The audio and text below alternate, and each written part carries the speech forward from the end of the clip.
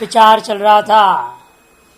बुद्धिस्ताव स्वच्छत्वात् आनंतर्याच्च आत्मचेतन ज्योति प्रतिच्छाया भवति। दोबारा ले रहा हूं थोड़ा, 4 पंक्ति पीछे से। बुद्धि के अंदर ये आत्मछायत्व क्यों है, उसमें हेतु दिया। सबसे पहले बुद्धि में क्यों पड़ा आत्मछाया, जब प्रतिबिंब पड़ा, आध्यास हुआ, तो बुद्धि में ही क्यों, और बुद्धि के माध्यम से जगत तक बाहर क्यों, इसके जवाब दे रहे हैं। क्योंकि बुद्धि ही एक ऐसी उपाधि है जो कि अत्यंत स्वच्छ है। मन, इंद्रियां, विषय ये स्वच्छ नहीं है उतनी जितनी बुद्धि है। इसलिए बुद्धि तावत स्वच्छत्वात्, और दूसरा है तो अत्यंत अव्यवहित है, समीपतर है वो, आनंतर्याच्च। आनंतर्यात में स्व कारण अज्ञान मात्र विचित्त, क्योंकि जो है वह एक ही एक व्यवधान है। आनंतर में अत्यंत अव्यवहित नहीं है, बीच में एक है। यह आत्मा और बुद्धि अत्यंत अव्यवहित नहीं है, यह आत्मा और बुद्धि का बीच में एक अज्ञान है। वो अज्ञान में पर्दा ना होता तो बुद्धि नहीं होती। न तुम ना हम न वही जगत बोला हुआ है, होते ही नहीं कोई भी। इसलिए आनंतर का तात्पर्य यहां एक व्यवहितत्व, एक व्यवधान। जैसे अव्यवायेपि एक सूत्र व्याकरण में आया है, वहां विचार किया कि उपसर्ग निमित्त को लेकर के धातु के सकार जो मूर्धन्य शकार होता है तो अव्यवहित में होता है। कहते अव्यवहित का तात्पर्य है वहां एक व्यवधान। अतः अट व्यवधान में प्राप्त था तभी तो निषेधादि सूत्र आरंभ हुआ, नहीं तो व्यर्थ है। तद्वत यहां पर भी समझिए, अव्यवहित का तात्पर्य है एक व्यवधान। एक कौन है? अज्ञान व्यवधान मात्र, उसी को यह आनंतर से लक्ष्य है। इंद्रियादियों की अपेक्षा से बुद्धि में क्या है? एक व्यवधान है, और अन्यों में तो अनेक व्यवधान हो जाता है। कि बुद्धि स्व कारण कौन उसका? अज्ञान। वह अज्ञान रूपी अपना कारण को छोड़कर अन्य कोई व्यवधान नहीं है। इसे स्वच्छत्वात् आनंतर्याच्च आत्मचेतन ज्योति ही प्रतिच्छाया भवती। आत्मचेतन ज्योति का वह प्रतिच्छाया पड़ गया, अतः आत्मचेतन की आभासवती हो गई बुद्धि, आत्मचेतन के आभास वाली हो गई बुद्धि। अच्छा, तेन ही विवेक के नाम अपनी, इसी कारण से विवेकियों के अंदर क्या होता है? तत्र आत्माभिमान बुद्धि प्रथमा, सबसे पहले आत्मा के अभिमान पूर्वी का जो ज्ञान है वह ज्ञान उसी बुद्धि उपाधि में ही होती है। तेना एतादृश बुद्धि चिदाभासवत्वेन, बुद्धि चिदाभास वाली सबसे पहले होती है। अतएव ही विवेकियों के अंदर में भी देखा जाता है, वह यदि उनकी आत्मबुद्धि किसी में होती है, आत्म विषय का ज्ञान, आत्म विषय का अभिमान किसी में यदि पहला होता है तो वो बुद्धि रूपी तत्व में ही होता है। तत्व मैंने बुद्धौ, आत्माभिमान बुद्धि मैंने यहां बुद्धि शब्द का ज्ञान, बुद्धि रूपी उपाधि में ही आत्म विषय का अभिमान संबंधी ज्ञान होता है सबसे पहले। ततोप्यानंतर्यात्, उस बुद्धि के भी उससे भी थोड़ा अनंतरित कहां है? मन में अभ्यंतरित हो गया। अज्ञान और बुद्धि दो का व्यवधान है आत्मा और मन के बीच में, इसलिए उसमें देरी से आभास पड़ा। वो भी आभास कैसे आएगा? वो भी लेकिन बुद्धि द्वारा ही आएगा। इस ततोपि आनंतर्यात् मनसी चैतन्य अवभासता बुद्धि संपर्क हेतु बता दिया। वो भी साक्षात आत्मा से मन में नहीं आ सकता, किंतु साक्षात ना करके बुद्धि के संपर्क के वजह से आत्मा की ज्योति का आभास जो है मन में आ गया। ततोपि बुद्धे है अपसाकाशादपि आनंतर्यात्मने पाश्चात्यात् अंत अंत मनसी चैतन्य अवभासता कथम बुद्धि संपर्कात्, बुद्धि द्वारा आत्मन मनुष्य संबंधादित्यर्थ, बुद्धि द्वारा ही आत्मा और मन का संबंध होता है। तथा इंद्रियेषु, उसके बाद उस आत्मा की चैतन्यता का संबंध इंद्रियों में भी हो जाता है। कैसे? मन संयोगात्, मन का संयोग से। ततो अनंतरम शरीर, उसके पश्चात जाकर के शरीर में होता है इंद्रिय संपर्क, अब इंद्रियों का संबंध के वजह से। इसे स्वप्न काल में आपके शरीर के साथ कोई संबंध नहीं होता, क्योंकि इंद्रियां स्वप्न देख रहे हैं, स्वप्न शरीर में आपका अभिमान है, इस शरीर के अभिमान अत्यंत गौण हो गया। क्यों? क्योंकि इंद्रियों का संबंध नहीं शरीर में। इंद्रियों के संबंध के कारण से ही चैतन्य का संबंध होता है, आपका अभिमान होता है कि मैं यह शरीर हूं, मैं देवदत्त हूं। यह अभिमान कैसे हुआ शरीर में? इंद्रियों के कारण से, इंद्रियों का संबंध हुआ। आत्मा की चिंता बुद्धि में, बुद्धि से मन में, मन से जो इंद्रियों में, इंद्रियों के मन जब शरीर में आता है, तभी शरीर में मैं देवदत्त करके आप अभिमान कर। और जिस समय इंद्रियों के शरीर में तार चैतन्य आभास का आभास नहीं होता है, तब तक उस समय पर आपके शरीर में मैं देवदत्त या अभिमान भी नहीं होता। यथा स्वप्न काले, सुषुप्ति काले। इसलिए कह दिया इंद्रिय संपर्काद एवं पारंपरिक कृत्स्नं कार्यकरण संघातम आत्मचेतन सर्व ज्योतिषा भासते भासयति अवभासयति। इसलिए क्या है? इंद्रिय संपर्क से हुआ। एवं इस प्रकार से आपने देखा, जिस प्रकार क्रम से पारंपरिक संपूर्ण जो कार्यकरण संघात है, ये क्या हुआ? ये साकार संघात रूपी आत्मा चैतन्य स्वरूपात्मक ज्योति से, प्रकाश से अवभाषित होता है, अवभाषित किया गया है, अवभासयति। तेन ये सर्वस्व लोकस्य कार्यकरण संघात है तद वृत्तिषु च अन्यत आत्माभिमान बुद्धिर यथा अविवेकं जायते। यथा विवेकम भी ले सकते, जैसा जैसा आपको विवेक है वैसे वैसे आपको होगा बुद्धि। सर्वस्य लोकस्य, सर्वस्य लोकस्य, इसलिए जो है सभी लोगों, यहां लोक से सभी लोगों के अंदर क्या देखने को मिला? कार्यकरण संघात में और तत्त वृत्तियों में।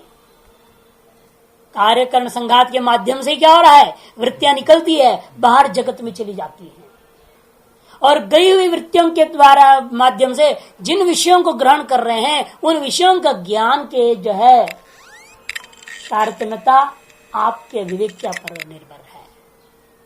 कौन किसको किस दृष्टि से ग्रहण करता है। जो विवेकी होता है, मोक्ष होता है, तपस्वी होता है, त्यागी होता है, वह विषयों को अलग ढंग से ग्रहण करेगा। जो कामी होता है, भोगी होता है, गृहस्थी है, वो दूसरे ढंग से देखेगा। चीज एक है। आपके अपने अंदर की वासनाएं, संस्कार और भावनाएं, उसके ऊपर निर्भर होता है आप किस विषय को किस रूप से ग्रहण कर रहे हैं, या नहीं? इसलिए कहते हैं, देखो तद वृत्तिषु च अनियत आत्माभिमान बुद्धि। लेकिन किसी में भी नियत आत्माभिमान नहीं है, सभी में अनियत आत्माभिमान की बुद्धि होती है, ज्ञान होता है। यथा विवेकं जायते, यथा अविवेकं जायते कहो, यथा विवेकं जायते, बात एक की। आपकी अज्ञान जितनी है उसी आधार पर आप ग्रहण करिए, आपकी ज्ञान जितनी है उसके आधार पर ग्रहण करो, बात एक की। ठीक है, आपके अंदर जितना अज्ञान है उस हिसाब से आप उसको देखोगे।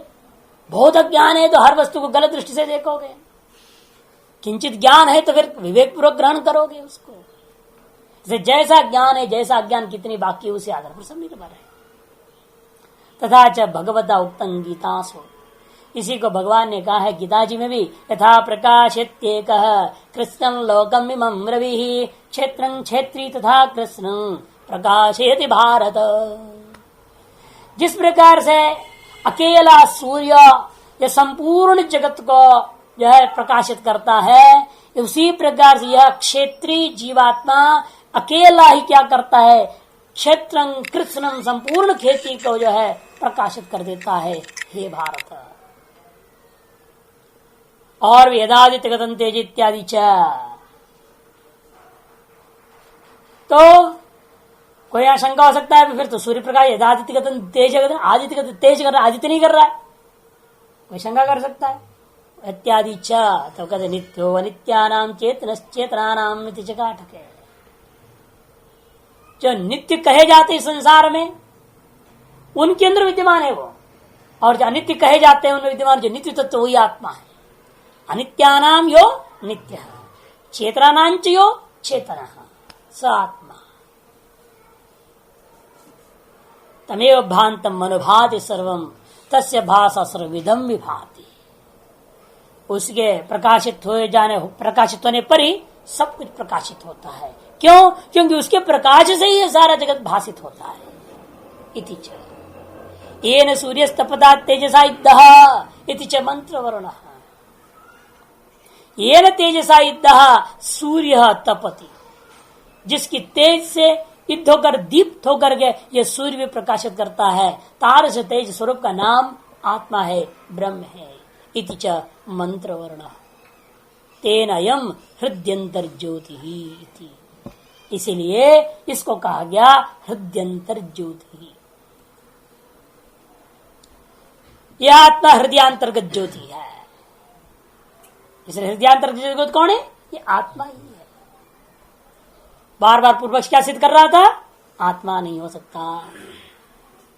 कोई समान जातीय, कोई और इंद्रियों में से कोई न कोई होनी चाहिए, ये तो शंका थी ना। उसी का निष्कर्ष अंत में समाप्त कर दिया। अब वापस मंत्रार्थ में जा रहे हैं। तेना अयम माने हृदयंतर ज्योति अयम एव अर्थात आत्मा एव भवितुम अर्हति नान्य कश्चित, ये निश्चय हो गया। अब हृदयंतर ज्योति पुरुषः शब्द है। मंत्र में पुरुषः शब्द आया, उसकी व्याख्या कर रहे हैं। पुरुषः आकाशवत् सर्वगतत्वात् पूर्ण इति पुरुषः, पूर्ण इति पुरुषः कर दिया। जो पूर्ण है वही पुरुष है। क्यों पूर्ण है वो? क्योंकि आकाश के समान सर्वगत होने के नाते वह पूर्ण है, अतः उसका नाम पुरुष पड़ गया। एक और व्युत्पत्ति नेत्र क्या है ना, पुरी शेती पुरुष अथवा पुहु, पुहु मने पुरम, उषा दाहे उषति दहति ज्ञानिनीति पुरुष। सस्वरूप ज्ञान के द्वारा इस पूर्ण आत्मा का विद्या रूपी अविद्या से पुर है, इसको नाश कर दे, जला के राख कर देता है, जो उसका नाम पुरुष है। पु उषा, पुर उषा अलग कर दो। ऐसा भी अन्यत्र उत्पत्तियां हैं, लेकिन वर्तमान में यहां पर प्रसंग के अनुसार पूर्णतः पुरुष लेना ही उचित है। निर्दिशंच स्वयं ज्योतिष्ठम सर्वावभासकत्वात् स्वयं अन्य अनवभाष्यत्वाच्च। रेता आत्मा का पूर्ण पुरुष का जो स्वयं ज्योतिष्व है वो निरतिशय है। क्योंकि आपने अभी देखा ये न सूर्य तप तेजसा, ये न तेजसा, जिसकी तेज से दीप्त होकर सूर्य प्रकाशित करता है। अर्थात सूर्य स्वप्रकाश अन्य चीजों की दृष्टि से है, लेकिन उसके स्वप्रकाश स्वयं ज्योतिष्व भी ब्रह्म सापेक्ष है, निरतिशय नहीं सातिशय। लेकिन ब्रह्म की जो स्वयं ज्योतिष्व है वो निरतिशय। इसे कहते हैं अस्य, अस्य मने ब्रह्मण आत्मन पुरुषस्य स्वयं ज्योतिष्वम निरतिशयम। क्यों? सर्वावभासकत्वा, सभी का अवभाषक। ये किंचित प्रकाशमान पदार्थ संसार में मानते हो उन सब का भी अवभाषक है। स्वयं अन्य अनवभाष्यत्व। दूसरी हेतु क्या है? स्वयं किसी दूसरे का अवभाष्य भी नहीं होता। जो अवभाष्य है वो जड़ होगा, या प्रकाश होते हुए सापेक्ष प्रकाशता या निरतिशय नहीं रहा। फिर वो ये सूर्य प्रकाशक है, लेकिन वो ब्रह्म के द्वारा अवभाष्य है। ब्रह्म की सत्ता कारण उसकी सत्ता बन करके वो अवभाष्य हो रखा है। जो अवभाष्य होता है वो अवश्य अन्य प्रकाशाधीन है, लेकिन यह अवभाष्य न होने के कारण से भी यह निरतिशय स्वयं ज्योतिष्व है। इसे अन्य अनवभाष्यत्वाच्च शेष पुरुष स्वयमेव ज्योतिष स्वभाव यम तम पृच्छसी कतम आत्मा इति। इससे वह यह जो पुरुष है स्वयमेव ज्योतिष स्वभाव, स्वयं ज्योतिष स्वरूप है इसका, जिसको तुम पूछे हो कतम आत्मा इति। बाह्यानां ज्योतिषां सर्वकरणानुग्राहकाणां प्रत्यस्तमे अंतःकरण द्वारा हृदय अंतर ज्योति पुरुष आत्मा अनुग्राहक, नो देखो अग्राहक हो गया, अनुग्राहक करणानाम इत्युक्तम, ये कहा गया। बाह्य सकल ज्योतिष ज्योतियां जो कि कर्ण के अनुग्राहक थे जितने भी, वे सब अस्त को प्राप्त कर गए। बाह्यानां ज्योतिषाम, कैसे ज्योति हैं बाह्य ज्योति? सर्व कर्णों के अनुग्राहक जितने भी थे वे सब के सब अस्त को प्राप्त कर गए। जब आप स्वप्न में जाते हैं, बाह्य किसी भी प्रकार से कोई लेन देन नहीं। जितना लाइट जल रहा है, जो नींद में चला है उसको लाइट क्या करेगा? नींद में जाने में हो सकता है लाइट डिस्टर्ब करे, थोड़ा व्यवधान डाल दे, बाधक बन जाए। नींद में चला गया, उसके जितना लाइट चलते रहे, बाह्य प्रकाश से कोई लेन देन नहीं है। और वास्तव में बाह्य प्रकाश अस्त को ही प्राप्त हो जाए फिर तो कहना ही क्या। आप करते भी है, सब लाइटों को बंद करके सोते हो, ये बढ़िया नींद आ जाए, तब भी नहीं आता है तो आंखों को तौलिया बांध देते हैं, कुछ लगा लेते हैं अंदर ऊपर। इसे कहते बाह्यानंद ज्योतिषान सर्वकरणानुग्राहकरणम प्रत्यस्तमये अंतःकरण द्वारेण। तब क्या होता है? अंतःकरण के द्वारा यह आत्म ज्योति जो पुरुष है, आत्मा है, वही अनुग्राहक होता है कर्णों का। इत्युक्तम, वो स्वप्न शरीर के जो कर्ण काम कर रहे हैं, स्वप्नगत शरीर के जो कर्ण काम कर रहे हैं कि नहीं, ये शरीर का कर्ण काम नहीं कर रहे हैं, लेकिन स्वप्न शरीर के जो कर्ण काम करने के लिए आपने अपना शरीर नहीं, स्वप्न में जितने शरीर बना रहे हो उन सभी शरीरों में कर्ण की सामग्री कार्य कर रहे हैं। चाहे पशु हो, चाहे आदमी हो, जो जो आपने कल्पना किया, आपने सांप कल्पना किया, सांप आपको काट रहे देख रहे हो, और सांप का चलना काटना सारा जो करना उसकी भी काम कर रहे हैं। आपके भी, आप डर रहे हैं, भाग रहे हैं, छिप रहे हैं, प्रयास कर रहे हैं बचने को, आपके भी कर्ण काम कर रहे हैं। तो स्वप्न में जो कुछ भी दृश्य है, उन सकल दृश्यों में जितने भी कर्ण सामग्री कार्य कर रहे हैं, वह आत्म ज्योति से काम कर रहे हैं, क्योंकि वहां अन्य बाह्य कोई अनुग्राहक ज्योति नहीं है। इसलिए कहते हैं बाह्यानां ज्योतिषां सर्वकरणानां अनुग्राहकाणां प्रत्यस्तमे सती। प्रत्यस्त मैंने अत्यंत सत्ता को प्राप्त होने के पश्चात स्वप्न में जब बैठे हुए हो उस समय अंतःकरण के द्वारा, अंतःकरण कौन है? मन बुद्धि, इसी के द्वारा हृदय के भीतर में विद्यमान वह जो अंतर ज्योति पुरुष आत्मा है, वही उस स्वप्रस्त शरीर सकल शरीरों के सकल करणों का अनुग्राहक इत्युक्तम। यही जवाब में याज्ञवल्क्य ने जन को कहा है, ऐसे समझना चाहिए। यदापि बाह्य करणानुग्राहकाणाम आदित्य ज्योतिषाम, लेकिन वास्तविक चिंतन करके देखोगे ना, इस जागृत काल में भी असली अनुग्राहक आत्म ज्योति है। ये आत्म ज्योति का आपकी सत्ता ही खत्म, कहते ना ऐसे आत्मा चला गया, मर गया, फिर रहा क्या गया। अर्थात इस समय भी जो हम सोच रहे हैं सूर्य के प्रकाश से मैं पढ़ रहा हूं, ये असली सच्चाई नहीं है। सच्चाई तो यह है इस समय भी मैं अपने आत्म ज्योति से ही देख रहा हूं। जैसे स्वप्न के कर्ण आत्म ज्योति से दीप्त होकर देख रहे थे, इस समय भी हमारे सारे कर्ण आत्म ज्योति से दीप्त होकर देख रहे हैं, न कि बाह्य ज्योतियों से। क्यों? क्योंकि वे जो बाह्य ज्योति है वे भी आत्म ज्योति से दीप्त होकर कार्य कर रहे हैं, तथा हमारी इंद्रियां कर रहे हैं। इससे समस्त जगत ही आत्म ज्योति यमेव भांतम अनुभाति सर्वम, अभी बोला था। इसे उसको जागृत में घटा रहे हैं। जो स्वप्न में है वो जागृत वास्तव में आत्मा ही है, काम कर रहा है, उसी के प्रकाश से सब चल रहा है। यदा भी बाह्य करणानुग्राहकाणाम आदित्य ज्योतिषाम सद्भाव, जागृत काल में हो ना, जब बाह्य करणों के अनुग्राहक आदित्य ज्योतियों का सद्भाव है, जागृत काल में तो उनकी सद्भाव है ना, तदापि आदित्यादि ज्योतिषाम परार्थत्वात् कार्यकरण संघात अचैतन्य स्वार्थ अनुपत्ति है। तब भी उन आदित्य ज्योतियों के अंदर परार्थता होने के कारण से कार्यकरण संघातों के समान वह भी अचैतन्य के द्वारा उसकी स्वार्थ उत्पत्ति नहीं हो सकती।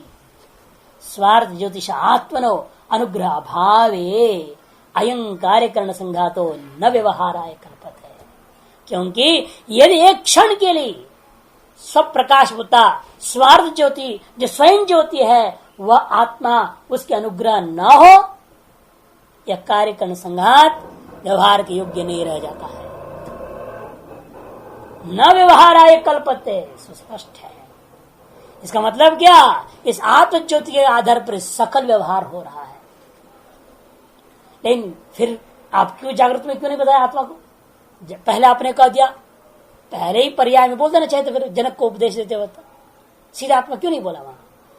कारण है यहां पर खिचड़ी है, भ्रांति हो जाती है। इस समय लगता है हमको जो आत्मा जैसे कुछ भी नहीं दिख रहा है, ऐसे लगता है लाइट चाहिए। अब बादल घनघोर हो जाए तो क्या करोगे? तुरंत लाइट जलाओगे। बिजली भी चली जाए तो क्या करोगे? खिड़की उड़की खोल के किसी तरह से प्रकाश करने की कोशिश करोगे। एक इस प्रकार का अपना संस्कार बन गया है कि ऐसे लगता है जागृत में हम सदा बाह्य ज्योति से ही कार्य करते हैं। अतः सरलता पूर्वक स्वयं ज्योति प्रकाश आत्मा का बोध कराने के लिए याज्ञवल्क्य ने स्वप्न को पकड़ा, फिर वहां से स्वप्न में समझा करके उसी चीज को जागृत में अतिदेश कर दिया। सीधे जागृत में ग्रहण कराना अत्यंत कठिन है। इसी बात को कह रहे देखिए आगे, आत्मज्योतिर अनुग्रहण वही सर्वदा सर्वव्यवहार सुस्पष्ट कहते देखो, आत्मज्योति के अनुग्रह से ही वास्तव में समझो सर्वदा तीनों ही कालों में सकल प्रकार का सम्यक व्यवहार होता है। हृदय मनश्चेत संज्ञानम इत्यश्रुत्यंतरात्, इस श्रुत्यंतर स्पष्ट इस वर्ष में कहा है, यदेतद हृदय, वह यह जो हृदय में आत्मा, हृदयम यदि हृदयम आत्मा इत्यर्थः, वही मन है, वही बुद्धि है, वही ज्ञान रूप है। एत संज्ञानम इति यदेतत् प्रसिद्धम हृदयम निश्चयात्मिक बुद्धि मनश्च संकल्पत्यात्मकम तदुभयम अंतःकरणम तस्य वृत्ति विशेषः संज्ञानादयः। एतदुक्त लक्षणम अंतःकरण वृत्ति रूपेण परिणतम सत् संज्ञान विज्ञान इत्यादि व्यवह्रियते इत्यर्थः। इसलिए अंतःकरण के ही वृत्ति रूप परिणाम के माध्यम से बाहर आकर के संज्ञानम विज्ञानम इत्यादि अनेकों नामों से व्यवहार होने लग जाता है। वही आत्म ज्योति को ये सारे नाम दिए जा रहे हैं। वह आत्म प्रकाश ही इन करणों के मन से बाहर आया, घटक ज्ञान पटक ज्ञान मठक ज्ञान अनेकों नामों वाला हो गया। साभिमानो ये सर्व प्राणी संविज्ञान, और अभिमान सहित ही सकल प्राणियों का अपना सकल प्रकार का व्यवहार होता है। प्राणियों का सब व्यवहार जो होता है वह स्वाभिमान ही होता है। और अभिमान का कारण, अभिमान हेतुंच मरकत मणि दृष्टान्त न अवोचा, मरकत मणि दृष्टान्त पहले कह दिया है। जो मणि दूध में डाल दिया वही रंग पूरा दूध हो गया। यह आत्म ज्योति हृदय में आ गया, उसी अभिमान प्रकट हो गया। यदि शरीर से आत्म ज्योति हट जाए, वह अपने सामान्य रूप में चला जाए, बुद्धि रूपी उपाधि में जो विशिष्ट आभास है वो आभास न रह जाए, तो शरीर में अभिमान नाम का चीज नहीं रह जाता। इसे जब तक इस शरीर के अंदर बुद्धि रूपी उपाधि है और उस उपाधि में ये सामान्य चेतन जो प्रकाश सर्वव्यापक का विशिष्ट प्रकाश रूप आभास जब तक नहीं होता, तब तक ये शरीर मुर्दा है। इसलिए कहते ना, शिव में ई है शिव, शिव शिव का ई निकाल दो तो क्या शहल हो जाएगा। शव कैसे बन जाएगा? शव कैसे बन गया? शव नहीं बना अभी, शहल है और वह है। अब शक्ति में जाओ, शक्ति है ना, वो शक्ति में ही है, वही शिव में है और शव में घुसा, और शव में जो अ था, शव के शव में अ था, वो उसमें चला जाएगा। शव और शक्ति, शव और शक्ति दो शब्द है। वो शक्ति का ई निकालो और श का अ निकाल दो, यहां से इस अ को वहां रख दो तो शक्ता हो जाएगा, वही को यहां डाल दो वो शव शिव हो जाएगा। आत्म चैतन्य रूपा ज्योति जो शक्ति का एकमात्र ई घुस गया इस शव में, ये हो गया शिव और वो हो गया शक्त, विशिष्ट हो गया। जो केवल ज्योति था, केवल शक्ति रूप था, वो क्या हो गया? शक्ति से विशिष्ट शक्त हो गया, मैंने विशिष्ट चैतन्य बन गया। अतएव तब जब ये विशिष्ट चैतन्य आभास हुआ तो यह शव क्या हो गया? शिव हो गया, कल्याण रूप हो गया, मंगलमय हो गया। इसलिए इसको नहलाते, त्रिपुंड लगाते, सब कुछ पूजा पाठ करते हैं, मंगलमय। और जिस दिन वो एक मात्रा हट जाए वापस ही हो जाएगा शव। वो शक्ति कहो वापस इसमें लौट गया, ई वापस वहां चला गया, आप अपने आत्म ज्योति में वापस पहुंच जाओ, ये सारा संसार आपके लिए शव हो गया। इसलिए कहते कि देखो कि उसी आत्म चैतन्य ज्योति के कारण से यह अभिमान हुआ है। यदि वह प्रकाश इस बुद्धि रूपी जो उपाधि में भाषित नहीं होता, वो भाषित नहीं होता, तो यह शरीर में आपका अभिमान नहीं हो सकता है।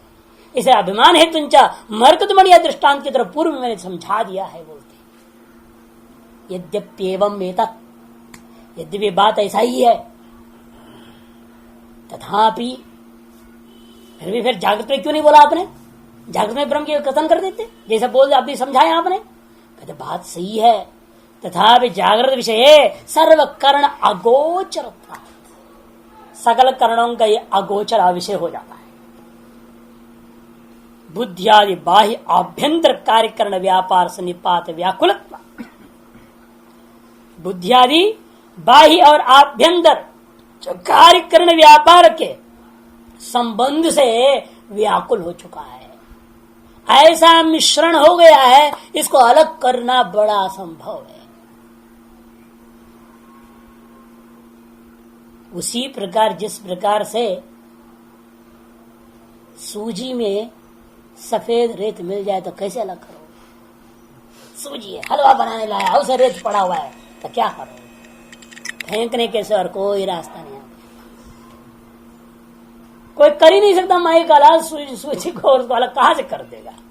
धो धो करके परेशान हो जाओगे। ऊपर यूं यूं करते करते जालरी बना करके निकालते ना, तो पत्थर को नीचे बैठ जाता है। लेकिन कितना भी निकालो, ऐसा सूक्ष्म मृत्तिका का कण उसके अंदर रह जाता है, आपके खाने लायक हलवा बनेगा नहीं। उसी प्रकार से जागृत का खिचड़ी है। जागृत काल में आपकी इंद्रियां विषयों से ऐसा संबद्ध संपृक्त हो रखे हैं, इस स्थिति में आत्मचेतन ज्योति काम कर रहा है, लेकिन आप उसका विवेक पूर्वक ग्रहण नहीं कर सकते, अलग करके उसको ग्रहण नहीं कर सकते। क्योंकि बुद्धि आदि जो है ये बाह्य और आभ्यंतर कार्यकरण व्यापार, कुछ बाह्यकरण भी काम कर रहे हैं यहाँ पर, आभ्यंतर करण भी कर, बाह्य और आभ्यंतर कार्य और करण, इनके व्यापार का ऐसा संबंध हो गया, उस संबंध से व्याकुल न शक्यते तद ज्योतिर आत्मा के मुंजेशिकावत निष्कृष दर्शित हो। जैसे मूंज घास से उसके बीच और सीख को अलग करके दिखाया जाता है, वैसे आप इस जागृत काल में सकल व्यवहार का बीच में सुसात्मा को अलग करके कोई दिखा नहीं सकता। स्वप्न में तो आसान था समझाना दिखाना, क्योंकि बाद में अगर बाद हो गया ना, वो बाद हो जाने से आसान है, लेकिन ये जागृत के बाद होती ही नहीं समस्या। तो ये जब ब्रह्म ज्ञान होगा तब बात होगा। उसे पहले आपको कैसे जागृत में पृथक करके मुंजेशिकावत निष्कृष्य दर्शयितुम न शक्य थे, उसका तन्वय करो। जैसे मूंज घास, एक घास होता है, बहुत खतरनाक घास है, ये तलवार घास से बोलते हैं। वो चलोगे जहां पर उसके बीच में आपने चल के तो काट देगा, सब खून खून हो जाता है पैर में, इतनी तेज होता है। बड़ी युक्ति से उसके परत निकालने पड़ते, जैसे 3 परत होता है, 3 परत निकालो तो बीच में से वो सीख निकलता है। उस सीख से अनेक कुछ चीज बनाते हैं, लेकिन उसको सड़ाया जाएगा, फाड़ा जाएगा, बड़ा युक्ति से निकालना। यदि ऐसे निकालने तो उसको काट देगा, सूखने में तो और खतरा हो जाता है। उसको पानी में डाल देते हैं मूंज को, फिर उसको निकालते, जब गला हुआ जैसा होता है तब उसको धोते हैं, साफ तो हाथ को काटेगा नहीं। तो जैसा मूंज घास से इशिका को निकाल कर दिखाया जाता है, उस प्रकार से इस व्याकुल अवस्था विद्यमान इस आत्मा की ज्योति को पृथक करके दर्शन कराना असंभव है। इति अतः इसी कारण से स्वप्न दिदर्शेषु प्रक्रमत है। स्वप्न में ही उस आत्मज का दर्शन कराने के लिए याज्ञवल्क्य ने स्वप्न का प्रकरण को आरंभ किया जनक के प्रति। स समान सन्नुभव लोकौ अनुसंचरति इति। यह पुरुषः स्वयमेव ज्योतिरात्मा स समान सदृश सन। यद्यपि यह आत्मा कैसा है? पुरुष, ये स्वयं ज्योति स्वरूप है, स्वयं ज्योति स्वरूप है, आत्मा है, लेकिन वो क्या हो गया है? समान हो गया। समान माने सदृश हो गया। किसके सदृश? केन सदृशम? प्रकृतत्वा सन्निहितत्वा च हृदयेन सदृशम। जो प्रकृत है और सन्निहित भी है वह हृदय है, बुद्धि। बुद्धि जैसा जैसा स्वप्न में यद्यद आकार रूपेण परिणत हो रही है बुद्धि की वृत्तियां, तत्तद आकार वाला आत्मा हो जाता है। यद्यद आकारेण बुद्धि रूपा उपाधि परिणत हो जावे, अपने वृत्तियों का परिणाम बना लेती है, वैसे वैसे आकार वाले आत्मा होकर वैसे ही दिखाई देता है। जैसा आप देखते हैं उपाधि के पर एक प्रकाश है। सिनेमा है क्या? आप जो सिनेमा देखते हैं वो है क्या?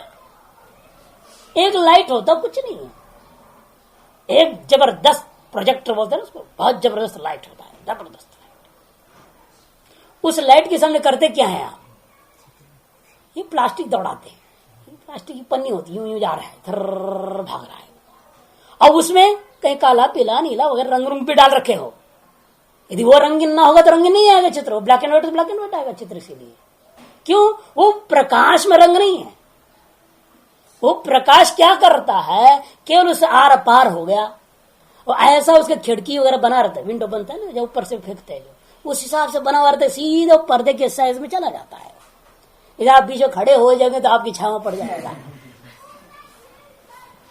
इसका मतलब क्या है? चित्र उत्र कुछ भी नहीं था, लाइट का खेल था। एक लाइट अनेक आकार को प्राप्त कर गया।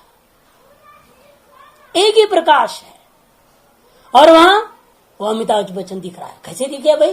वहां कहां से? अरे प्रकाश कैसे वो हो गया? नहीं, प्रकाश उस आकार को प्राप्त हो गया। कारण क्या है? वहां एक उपाधि है, वो फिल्म उपाधि है। वो जो फिल्म छोड़ा गया है वही उपाधि है। अगर यह बुद्धि रूपी उपाधि है जिसके कारण से वह प्रकाश एक है, लेकिन फिर भी अनंत रूप धारण कर। इसलिए कहते देखो, यह पुरुष स्वयं चित्रात्मा से समान सदृश सन केन प्रकृतता सन्निहितत्वा हृदयेन। हृदय हृद शब्दवाच्या बुद्धि प्रकृता सन्निहिता। आगे ना, हृद शब्द से क्या लेना? हृद शब्दवाच्या बुद्धि है, क्योंकि वही यहाँ प्रकृत है, वही सन्निहित भी है।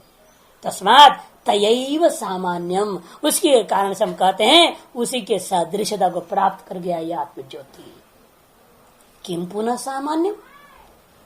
क्या बुद्धि के आकार को प्राप्त? बुद्धि का क्या आकार है? अरे बुद्धि का कोई आकार है नहीं, वो गढ़ा गोदा सब बन जाता है। वो क्या करे? जो बन जाए वही वो आकार हो गया। कि बुद्धि कौन सी आकार को प्राप्त कर रही है स्वप्न में, कोई निश्चय है क्या? कोई निश्चय नहीं।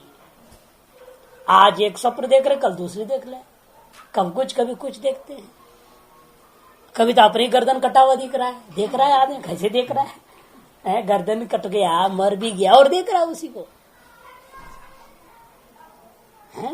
तो यही विलक्षणता है ना इसका। तो बुद्धि तत्व कारण परिणाम को प्राप्त हो रही है, उसका कोई निश्चय स्वरूप नहीं होता।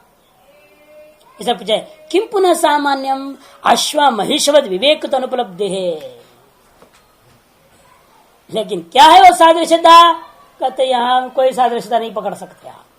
तद आकार को प्राप्त हो गया, इतना ही कह सकता हूं। कौन से आकार को प्राप्त हो गया? अलग अलग करके, ये घोड़ा है, ये जो भैंस है, ऐसे अलग करके जैसे बतावे वैसे नहीं बता सकते आप। अश्व महिषवद विवेक तो अनुपलब्धि ही। क्यों विवेक से अनुपलब्ध हो रहा है? क्योंकि अवभाष्य बुद्धिर अवभाषकंच तद आत्म ज्योतिर आलोकवत। कारण क्या है विवेकता अनुपलब्धि का? उसको स्पष्ट करते हैं। कारण यह है कि बुद्धि अवभाष्या है और अवभाषक कौन है? ये आत्म ज्योति है, आलोक आदि के समान। जैसे जब आप उस सिनेमा को देख रहे हैं, चित्र को देख रहे हैं, वहां प्रकाश को और उस वस्तु चित्र को अलग करके आप देख नहीं सकते, क्योंकि प्रकाश चित्र रूपेण भाषित हुआ और चित्र आकार को प्रकाश ने स्व आकार प्रदान कर दिया। चित्र ने क्या कर दिया? स्व आकार को ज्योति को प्रदान कर दिया। अतः ज्योति उस चित्र आकार को प्राप्त हो चुका है। अतः चित्र और ज्योति का भेद करके आप ग्रहण नहीं कर सकते। ये चित्र है, ये प्रकाश है, ये तब पकड़ सकते हो। वहां तो सावयव वस्तु है, वहां तो कर सकते, फिल्म अलग कर दो और लाइट छोड़ दो, कहो ये देखो ये आकार है फिल्म और ये प्रकाश है। वहां आप भौतिक है देख सकते हैं, यानी यहां ऐसा नहीं हो सकता। एक दृष्टांत इसलिए दिया गया ताकि आपको समझ, एक प्रकाश अनेक आकार के लिए दृष्टांत समझाने के लिए है। इसलिए यहां पर कहते हैं कि भाई देखो वो अलग अलग आप ग्रहण भले नहीं कर पाते हो। कारण क्या है? एक अवभाष्य है, दूसरा अवभाषक है, दोनों का तादात्म्य हो गया है। अवभाष्य अवभाष जो विवेक तो अनुपलब्धि प्रसिद्धा, अवभाष्य और अवभाषकों का परस्पर विवेकता पृथक अनुपलब्धि जो चीज है ना, वह सर्व प्रसिद्ध है, सर्वानुभव सिद्ध है। विशुद्धत्वाद्धि आलोको अवभाष्य न सदृशो भवति, क्योंकि विशुद्ध होने के नाते ये आलोक क्या हो जाता है? अवभाष्य के सदृश हो जाता है। जैसे दर्पण अत्यंत विशुद्ध होने के नाते बिंब के सदृश हो जाता है। वो प्रतिबिंब जो है बिंब सदृश होता, वह ऐसे ग्रहण हो गया। अब आप चाहें उस प्रतिबिंब को और दर्पण को अलग से ग्रहण करने के लिए नहीं ग्रहण कर सकते। सावयव पदार्थों से पकड़ ले दर्पण को, बात अलग चीज है। इन वास्तव में आप दर्पण से पृथक करके प्रतिबिंब को हमें दिखा दो, दिखा सकते हैं? दर्पण को अलग करके केवल प्रतिबिंब हमें दिखाओ, कोई माई का लाल नहीं तो दिखा देगा। क्योंकि है ही ऐसा कि जहां तुम ले जाओगे हम कहेंगे उसी उपाय से अलग करके दिखा दो। जहां कहीं भी अवभाषित हो रहा हो, उस अवभाष्य के साथ अवभाषक का भेद हुए बिना अवभाषित नहीं होता। इस तरह से यहां पर भी जागृत स्वप्न में हो चुका है, अतएव हमें पृथक करके अवभाषित नहीं कर सकते। कारण क्या है? एतादृशता का विशुद्धता, अत्यंत विशुद्ध है आत्मा। साधारण विशुद्धि से संपन्न दर्पण बुद्धि आदि में दुर्दशा है, तो अत्यंत विशुद्ध का तो कहना ही क्या है। वे भी अपने अवभाष्य के साथ तादात्म्य में हो ही जाएंगे। अतएव अवभाष्य और अवभाषक का तादात्म्य के नाते इनको पृथक करके आप नहीं ग्रहण कर पा रहे हैं। यथा रक्तम अवभाषयन् रक्त सदृशो रक्ताकार भवति, दृष्टांत से समझा रहे हैं। यथा रक्त रंग लाल रंग को प्रकाशित करता हुआ यह आत्मा क्या हो जाता है? रक्त के सदृश करके रक्ताकार को ही प्राप्त हो जाता है। यथा हरितम नीलम लोहितम च अवभाषयन् आलोक तत्समान भवति। लाइट भी क्या है कि नहीं? आप जो है नृत्य देखे होंगे, एक लाइट जलते रहता है, उसके सामने वो एक चक्का बना रहता है, उसमें एक हरा पत्ता, लाल कागज, नीला कागज, सब रंग होते हैं और उसे घुमाते जाता है। आदमी खड़ा रहेगा और घुमाते रहेगा। और आजकल तो और भी मशीनें आ गई हैं, कट बटन दबाते कट कट कट करते रहता है, वो सब वहां पर अलग अलग रंग होते रहते हैं। डीजे नया नाम दे दिए। एक स्टेज सब बन जाता है, बीच में सब नाचते रहते हैं, अलग अलग रंग छोड़ते रहता है, अलग अलग गाने बजते रहते हैं। वो सब क्या है? प्रकाश का खेल है। प्रकाश एक है, लेकिन वो उपाधियों के जो रंग है ना, वो जो सामने रखे कांच है, वो अलग अलग है। उसके रंग के कारण से वो प्रकाश बाहर जो फेंका गया वो भी वही रंग हो गया, लेकिन जो छोड़ रहे थे वो एक रंग का था। लेकिन बाहर जाते वक्त वह उस उपाधि रूपी बीच के कारण से अनेक रंग को प्राप्त कर जाता है। इसलिए कहते हैं देखो, तथा बुद्धिम अवभाषयन्, जिस दृष्टांत से समझ लिया, अब उसको घटा रहे बुद्धि में। तथा बुद्धिम अवभाषयन् बुद्धि द्वारेण कृत्स्नं क्षेत्र अवभाषित इत्युक्तम। इसे बुद्धि को अवभाषित करता हुआ बुद्धि के द्वारा यह क्षेत्री क्या करता है? संपूर्ण क्षेत्र को अवभाषित करता है। यही बात पूर्व में मरगतमणि दृष्टांत के द्वारा भी कह दिया गया था। तेन सर्वेण समानो बुद्धि सामान्य द्वारेण। इसलिए बुद्धि के साथ सादृश्यता प्राप्त करने के द्वारा यह आत्मा क्या करता है? सभी के साथ सादृश्यता को प्राप्त कर जाता है। बुद्धि के अंतर्गत बुद्धि वृत्ति में एक तत्व हुआ और वृत्ति जिस आकार के साथ एकीभूत हो जाए तत्त आकार वाला आत्मा हो जाता है। इसलिए अन्यत्र श्रुति में सर्वमय इति, यहीं पर वाक्य शेष में 4 4 5 में। आप 4 3 7 पढ़ रहे हैं, 4 4 5 में आएगा सर्वमय इति च अतएव वक्षति। इसलिए आगे में यह बात भी कहेंगे। तेन असौ कुतश्चित प्रविभज्य मुंजैशिकावत स्वेन ज्योतिरूपेण दर्शितुं न शक्यते सर्व व्यापारं तत्र अध्यारोप्य नामरूपतं ज्योतिर्धर्मं च नामरूपयोर नामरूपे च आत्मज्योतिष सर्वो लोको मो मुह्यते अयम् आत्मा नायम् आत्मा एवं धर्म नैवं धर्म कर्ता अकर्ता शुद्धो अशुद्धो बद्धः मुक्तः स्थितो गतः आगतो अस्ति नास्ति इत्यादि विकल्पैः मो मुह्यते। पूर्वान्वय।